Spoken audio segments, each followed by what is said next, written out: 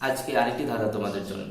তো ঘটনা হচ্ছে যে কোনো এক কালে কোনো এক গ্রামে মধুবাবু নামে একজন ভদ্রলোক ছিলেন এবং উনি গ্রামের সকলকেই যখন তখন ধাঁধার জালে আটকে দিতেন এবং যদি কেউ ওই ধাঁধার সঠিক উত্তর দিতে পারতেন তবে উনি ওই উত্তরদাতাকে পুরস্কৃতও করতেন।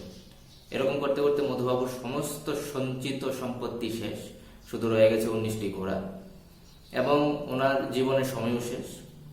তো মৃত্যুশয্যায় শুয়ে একদিন উনি ভাবলেন যে ওনার ছেলেদের মধ্যে যাই সম্পত্তি রয়ে গেছে ওটা ভাগবণ্ট করে দেওয়া উচিত।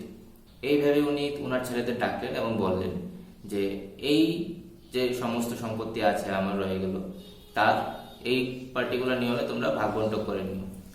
নিয়মটি ছিল এই যে সমস্ত সম্পত্তির 2/1 ভাগ পাবে বড় ছেলে, সমস্ত সম্পত্তির 4/1 ভাগ পাবে মেজ ছেলে এবং সমস্ত সম্পত্তির 5/1 ভাগ পাবে ছোট ছেলে। ছেলেরা খুবই বাধ্যগত, ফলে কম বেশি নিয়ে কারোর কোনো সমস্যা নেই।